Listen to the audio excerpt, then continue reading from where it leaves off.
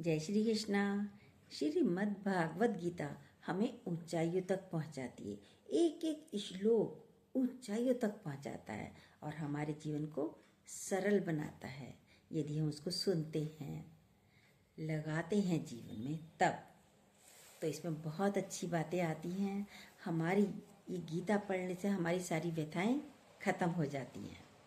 महाभारत में दानवीर कर्ण ने भगवान श्री कृष्ण को अपनी व्यथा सुनाई, अपनी समस्याएं गिनाने लगे। पहली बात कर्ण ने भगवान श्री कृष्ण से कही कि मेरी माँ ने मुझे जन्म लेते ही त्याग दिया। केशव, क्या ये मेरा अपराध था कि मेरा जन्म एक अवैध बच्चे के रूप में हुआ? दूसरी बात कर्ण ने भगवान श्री कृष्ण से कही, आचार्य द्रोणाचार्य ने मुझे शिक्षा देने से मना कर दिया क्योंकि मैं उनकी नजर में क्षत्रिय नहीं था। क्या ये मेरा अपराध था केशव? तीसरी बात कर्ण ने भगवान से कही कि द्रौपदी के स्वयंवर में मुझे अपमानित करा गया कि मैं राज परिवार का हिस्सा नहीं हूँ।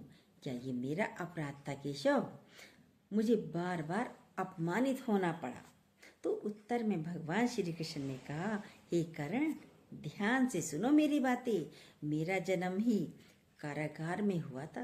भाई, मेरा तो जन्म भी कारागार में हुआ। मेरे पैदा होते ही मृत्यु मेरी प्रतीक्षा कर रही थी। हर पल मेरे सिर पर मृत्यु नाच रही थी। जिस रात मेरा जन्म हुआ उसी रात मुझे मेरे माता पिता से अलग कर दिया गया। जहाँ पहुँचा वहाँ हर वो काम करना पड़ा जो ग्रामीण क्षेत्रों में करना पड़ता है। क्या करना पड़ता है? गायों का गोबर मैंने अपने हाथों से उठाना पड़ा। और जब मैं छोटा था तब मेरे ऊपर प्राणघातक हमले किए गए। ना मेरे पास शिक्षा थी, ना गुरुकुल था। बचपन में ना मेरे पास कोई महल था, ना कोई मेरे पास विशाल सेना थी। तब भी मेरे मामा मुझे अपना शत्रु मानते थे और जरासंध के प्रकोप की वजह से मुझे यमुना पार समुद्र के किनारे द्वारका में जाकर बसना पड़ा अपने परिवार के साथ। मेरे भी जीवन में चुनौतियां लगातार रहीं, अन्याय होता रहा। जीवन में कितनी बार अन्याय हो रहा है ये महत्वपूर्ण नहीं, जीवन में कितनी बार आपको अपमानित किया जा रहा है ये महत्वपूर्ण नहीं। महत्वपूर्ण ये है कि आप उस अपमान का, उस अन्याय का जवाब कैसे देते हैं और इन सब चुनौतियों को पार करते हुए आगे कैसे बढ़ते हैं, क्योंकि जीवन तो भगवान का भी सरल नहीं था। श्रीमद् भागवत गीता जो महाभारत में युद्ध की शुरुआत से पहले भगवान श्री कृष्ण ने अपने सखा को 18 अध्याय 700 श्लोक के रूप में सुनाई। उस श्रीमद् भागवत गीता में 5 बातें आज मैं आपको बताती हूँ, सुनाती हूँ। आइए शुरू करते हैं। सीखोगे नहीं तो जीतोगे कैसे? मैं हूँ रेणु रस्तोगी। 5 बहुत अच्छी सीखने लायक बातें तो गीता में सारी ही हैं, लेकिन सिर्फ समय कम होने के कारण आपका ज़्यादा टाइम नहीं लेंगे। 5 बातों पर ध्यान करते हैं। शुरू करने से पहले आपको बताना चाहती हूँ, अपनी हर कहानी के अंत में आपसे कहती हूँ, ऊपर वाले के आशीर्वाद के साथ कर दिखाओ कुछ ऐसा कि दुनिया करना चाहे आपके जैसा। शास्त्रों को पढ़ने की बात अक्सर आपसे कहती रहती हूँ, गीता पढ़िए, गीता पढ़िए, गीता पढ़िए। सुनिए, सबसे पहला पॉइंट, सीखने की बात। हम सभी को पता है कि भगवान के दर्शन कब होंगे, वो प्रकट कब होंगे, क्योंकि गीता में एक श्लोक है क्या जो हमने हमेशा बचपन से सुना है। महाभारत सीरियल चलता था तब भी सुनते थे, स्टार्टिंग में ही हो जाता था, शुरू में ही, और हमेशा सबको याद भी होगा। यदा यदा ही धर्मस्य ग्लानिर्भवति भारत अभ्युत्थानं धर्मस्य तदात्मानं सृजाम्यहम्। 4th अध्याय का श्लोक नंबर 7 है ये, जो बताता है भगवान दर्शन कब देंगे और कब प्रकट होंगे। और अर्थ क्या है सुनिए, जब जब धर्म की हानि होती है, जब जब अधर्म बढ़ता है, तब तब मैं प्रकट होता हूँ, तब तब मैं अपने स्वरूप को रचता हूँ। इस दुनिया में कौन सा समय है जब संकट नहीं होता? ऐसा कौन सा समय है जब अधर्म नहीं होता? बताइए। उससे ही आगे भगवान श्री कृष्ण ने कहते हैं, क्या कहते हैं, सुनिए। जन्म कर्म च मे दिव्यमेवं यो वेति तत्वतः त्यक्त्वा देहम पुनर्जन्म नेति मामेति। सो अर्जुन, भगवान श्री कृष्ण ने कहा, मेरा जन्म तो होगा। जन्म और कर्म अलौकिक है, वो इन चरम चक्षुओं से देखा नहीं जा सकता। वो अलौकिक है, वो दिव्य है। उस दर्शन के लिए आपको निर्मल होना पड़ेगा। उस दर्शन के लिए आपको मोक्ष प्राप्ति के रास्ते पर चलना होगा। वो रास्ता क्या है? भगवान श्री कृष्ण ने श्रीमद् भागवत गीता में हमें बताया है। ओम का जप, ये ही वो रास्ता है जिस रास्ते पर चलकर आप भगवान श्री कृष्ण को पा सकते हैं। दूसरी बात, श्रीमद् भागवत गीता का सार समझाती है हमें, प्रभु के दर्शन करने हैं तो उस रास्ते पर चलना बहुत आवश्यक है। भगवान श्री कृष्ण ने कहा, चतुर्थ अध्याय के श्लोक 39 में कहा है, सुनिए ध्यान। श्रद्धा व लभते ज्ञानम तत्पर संयतेन्द्रिय ज्ञानम लब्धवा पराम शांतिम चिरेणाधिग गच्छति। श्रद्धा रखने वाले जो मनुष्य हैं, जो अपनी इंद्रियों पर संयम रखते हैं, जो तत्परता से मेरी साधना करते हैं, वो मुझे यानी परम शांति को प्राप्त होते हैं। भगवान श्री कृष्ण ने आगे श्रीमद् भागवत गीता के 9वें अध्याय में श्लोक 26 में एक बात और कही, उसको ध्यान से। पत्रम पुष्पम फलम तोयम यो में भक्त्या प्रयच्छति तदहम भक्त्यु प्रहतम श्यामी प्रयतात्मन।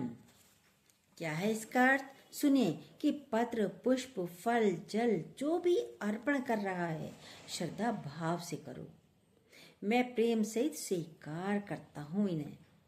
और कहा है, भाववस्य भगवान सुख निदान करुणा भवन। वो सुख के भंडार हैं, वो करुणामय हैं, लेकिन वो भाव के वश में हैं। भगवान तो भाव के वश में हैं। भाव का भूखा हूँ मैं, भाव ही बस सार है। वो सुख के भंडार हैं, वो करुणामयी हैं, लेकिन वो भाव के वश में हैं। जहाँ भाव है, भगवान वहीं है। दूसरी बात सुनिए, श्रद्धा के साथ, समर्पण के साथ उस परमात्मा की पूजा करना बहुत जरूरी है। जहाँ आपका भाव डगमगाया, काम नहीं बन रहा, किसी और दरवाजे को खटखटाते, भाई मेरा काम नहीं बन रहा यहाँ की पूजा करने से, आप किसी और देवी देवता की पूजा करते हैं, वहीं सारा खेल गड़बड़ हो जाता है। इसलिए श्रद्धा में कमी मत आने दीजिए। तीसरी बात बोली, समझाने की जो तीसरी बात क्या बोली है, तीसरी बड़ी बात जो समझने वाली और सीखने वाली है, श्रीमद् भागवत गीता में 6ठे अध्याय के 5वें श्लोक में श्री कृष्ण ने कहा है, सुनिए। उदरे दात मनात्मानम नात्मान मव साध्येत आत्मेव हात्मनो बंधुरात्मेव रिपुरात्मन। क्या अर्थ है इसका? सुनिए। अपना इस संसार सागर से उद्धार करें, अपने को अधोगति में ना डालें। भगवान श्री कृष्ण कहते हैं, पार्थ, हम स्वयं अपनी आत्मा के मित्र हैं। हम अपने स्वयं मित्र हैं और शत्रु भी हैं। मित्र भी हैं और शत्रु भी हैं। और थोड़ा समझें, अपने द्वारा अपना उद्धार करें, अपने को समझें और अपना उद्धार करें। अपनी आत्मा को अधोगति में ना पहुंचावें। और इसका सीधा मतलब ये है, मनुष्य जो कुछ कर रहा है उसका जिम्मेदार वह स्वयं है। हम अपने कर्म द्वारा अपनी नियति को निर्धारित करते हैं। हम विकारों में फंसकर, मोह में, लोभ में, काम क्रोध में फंसकर स्वयं को गलत रास्ते पर ले जाते हैं।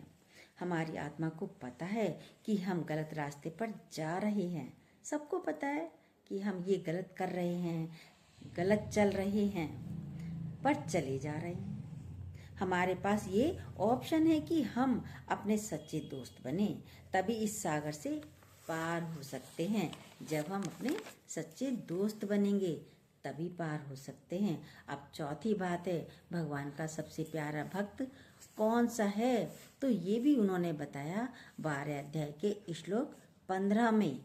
उन्होंने कहा, ध्यान से सुनिए, यस्मानो दिज्यते लोको लोकान्नो दिज्यते चाय हर्षमर्ष भयो द्वेगे मुक्तो य स च म प्रिय।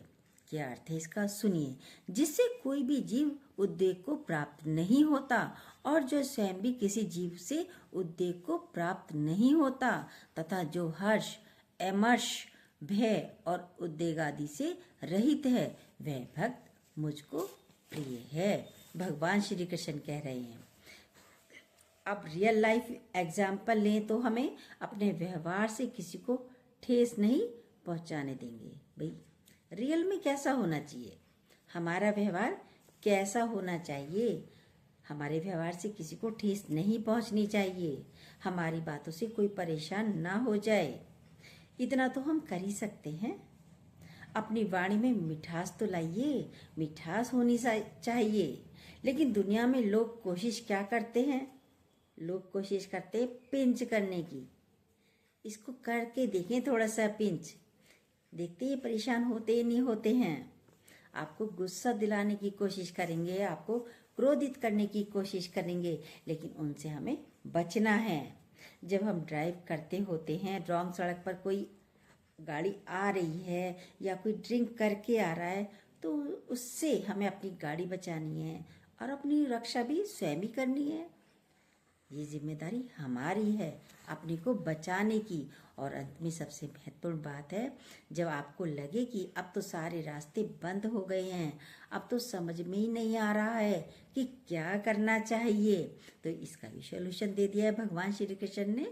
18वें अध्याय के श्लोक 66 में भगवान श्री कृष्ण ने कहा है कि सुनिए ध्यान से, सर्वधर्मा परित्यज्य मामेकं शरणं व्रज अहम त्वा सर्व पापेभ्यो मोक्षयिष्यामि मा शुचे। कहने का मतलब है, सभी धर्मों को छोड़कर मेरी शरण में आ जाओ, मैं तुम्हें सभी पापों से मुक्त कर दूंगा। इसमें कोई संदेह नहीं है, कोई शक नहीं है, कोई शंका नहीं है। अनन्य भाव से मेरी भक्ति में लग जाओ, मैं तुम्हें मोक्ष प्रदान करूंगा। इसमें कोई संदेह नहीं है। 700 श्लोक गीता में है ये।